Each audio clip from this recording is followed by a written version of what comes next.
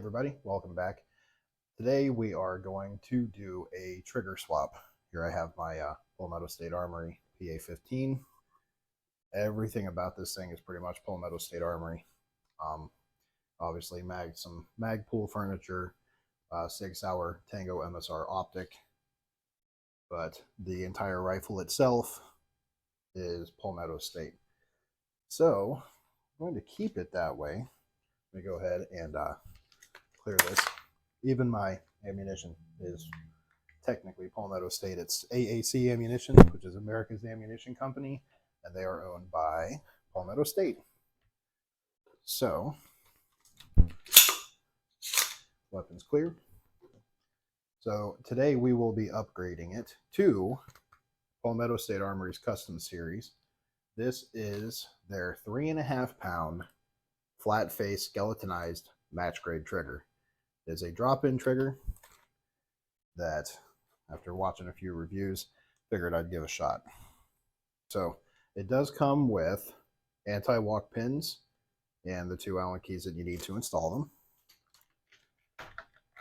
which is nice that I saw that on a review, because I didn't notice it at first when I looked at the listing for the item, and almost ordered some anti-walk pins to go with it.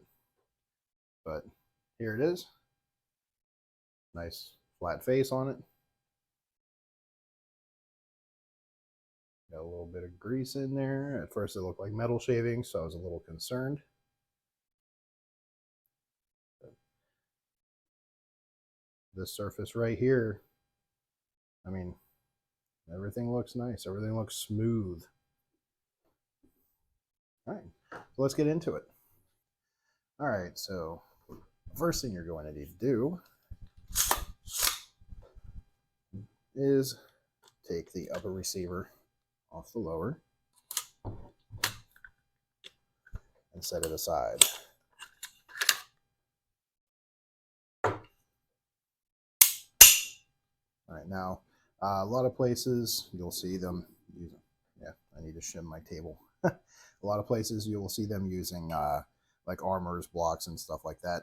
I do not have one, but this should go pretty smoothly either way.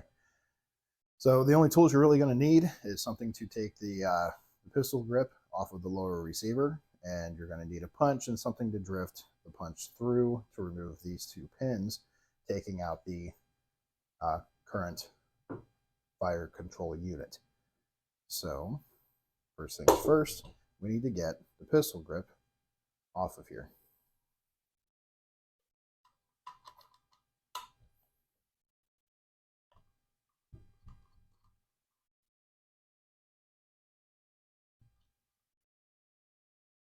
Be careful as you're taking it off.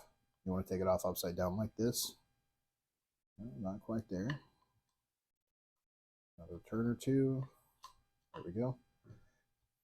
You'll see your safety spring, your safety detent spring right here. I got a little magnet tray for that. Then inside that little hole is the detent for your safety selector. Once that's removed, you go ahead and actually drop the hammer here, nice and gentle. Once those are removed, go ahead and remove your safety selector. Oh, I guess this actually has to be on, so you can get it to the safe position to remove your selector. Once that's removed, let the hammer down. All right, typically use a 5/30 seconds punch on these. The punches that I have, I don't think mine was machined down quite enough because it's a little bit too snug getting through there, and I don't want to actually damage the receiver itself. I want whatever pins I put in to do their job.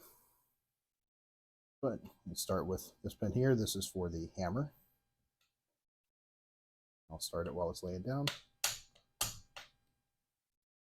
I do not have a brass nylon punch right now either, but just the handle of the screwdriver will do the job. All right, so once that pin is out, go ahead and grab on to the hammer. This is under spring tension. little bit. Remove the punch, remove the hammer, and hammer spring. Same thing with this one. Now, if I remember correctly, this one I shouldn't even need the punch because it was rather loose, which is why I was making sure to get anti-walk pins with it. But you would actually want to punch this out.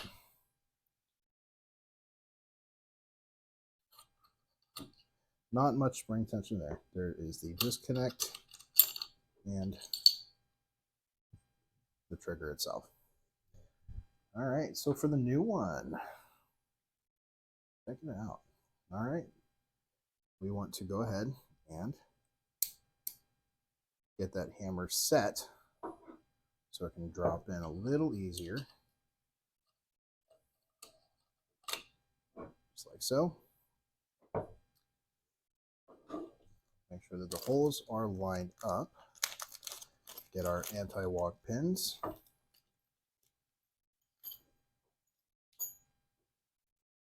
Like that. So once that's in, you're going to need to, you could do this beforehand. I probably should have done it beforehand. But your anti-walk pins have these little star bit screws right here. You're going to want to put a dab of Loctite.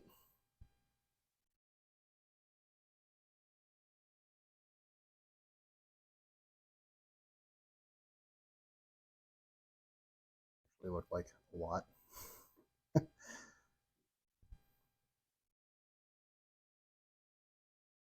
Just a little dab. Oh, jeez. I don't know if it's me or if this stuff is just extra runny for some reason.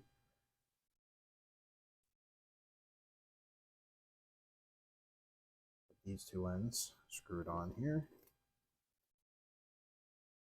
Once those are on, holes lined up.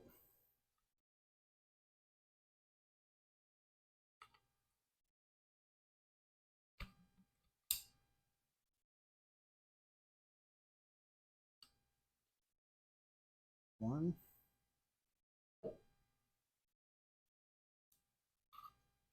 Second one should go through rather easy after that first one.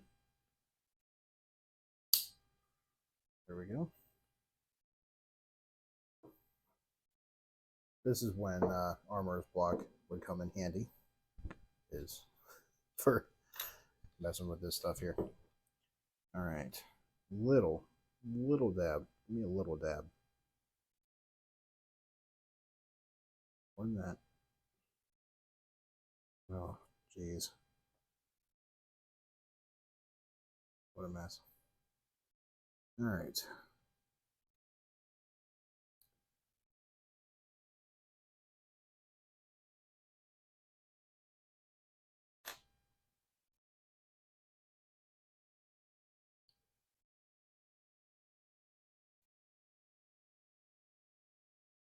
You get to see I'm absolutely full of grace today, huh?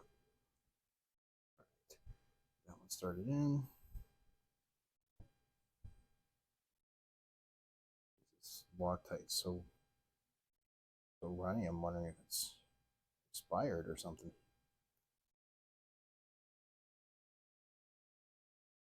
Loctite go bad?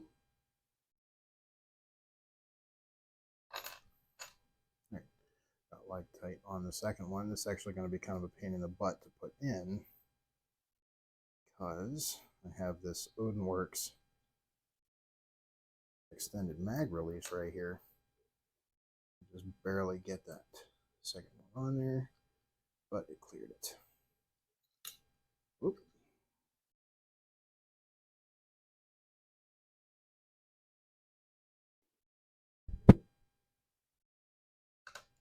All right, they do send you two of these, call them hex keys or star bits, I guess. Star keys. Send you two of them so you can get these tightened down appropriately. Almost feels like this one's not the right size. Keeps slipping right out. Get these nice and snug down.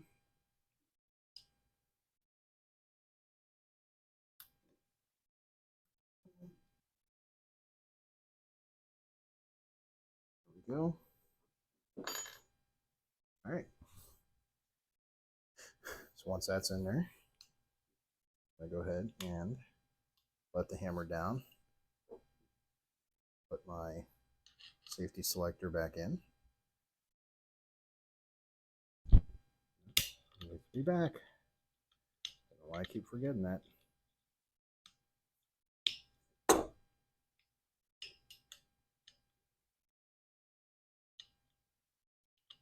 Come on, there you go.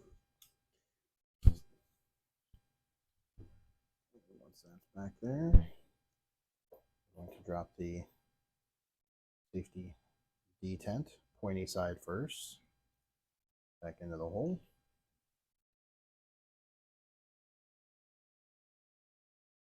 Safety detent spring. Keep that from falling out. Get it lined back up with the hole there. Pushing it down. My screw for putting the grip back on. Lined right up with that again, making this step a lot easier.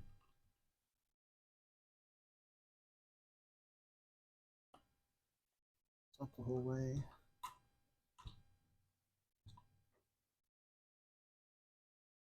All right. So now that those steps are done, what I need to do is I need to do a function test. So with it on safe, the hammer back, when I pull the trigger, nothing should happen. It should not move. That is correct. Nothing. Turn the safety off.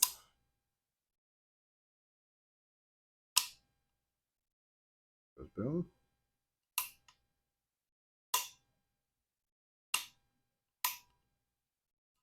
Back to safe. All right, we're good. I'll reassemble it and I'll meet you out at the range. All right, so we're out here at the range. I have the factory trigger in here. It is the original mil-spec trigger. This is not Palmetto State Armory's enhanced polish trigger. I did, however, polish this one myself. I got a lot of the grit out of it. There is still some travel. And here's the reset. So, I mean, as you can see, it's not terrible. Brakes at about 5.5 pounds. I wanted to come out and throw 10 rounds down range with this before swapping the trigger out, just to kind of see how much faster I can run that new trigger. So, got 20 rounds in this magazine. Let's see if I can actually count out 10 as I'm ripping them down range. 10 rounds. Let's see how fast I can let them go.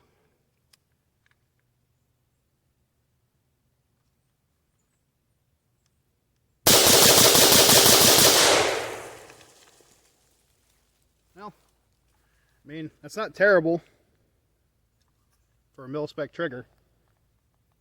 All right, so we're back out here at the range. Got the 3.5 pound match grade trigger installed from Palmetto State Armory. Weapons clear. So I do like the way it looks, but I really do like the way it feels. It might even be lighter than 3.5 pounds, which seems consistent with some of the reviews that I watched. But there is absolutely no take up. There's no travel, no creep. It's right there. It's solid. Once it's got 3.5 pounds of pressure, it breaks. The reset, extremely short. So this should be pretty fun to run. All right, so gonna give this thing a test fire. I'm going to just throw a few down range here. There's a real short distance. I'm just shooting into the berm. I don't even have a target set up. Just picking out rocks on the bullet stop. But running some M193.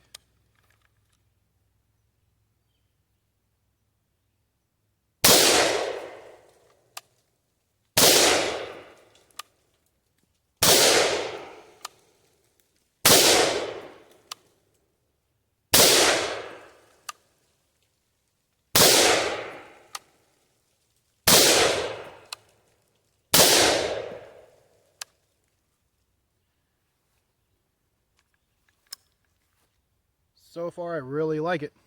It does seem the tiny bit of travel that it takes to get to that reset. Now that I'm actually shooting it, I'm letting out nice and slow for that reset. I'm feeling a tiny bit of grit.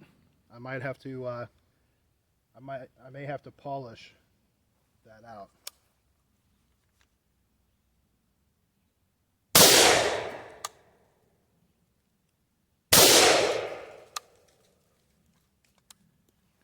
Alright, I should have 10 rounds left, so same thing as yesterday. I'm going to go ahead and see how fast I can rip those 10 rounds out downrange.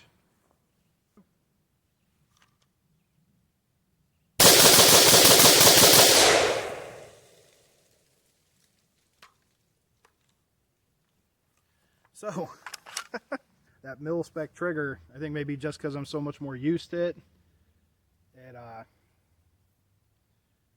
you know, my timing's better. With this, I could still ran fast, but it did not run anywhere near as smooth.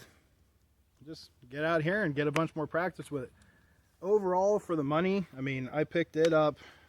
A lot of times you can get it on sale from them for, it's been going for about $90. The deal that I got on it was $159.99, but that came with 10 Gen 2 PMags as well.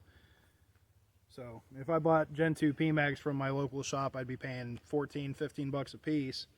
So basically I bought 10 PMags and got a free match grade trigger out of it. This is the way I was looking at it. It definitely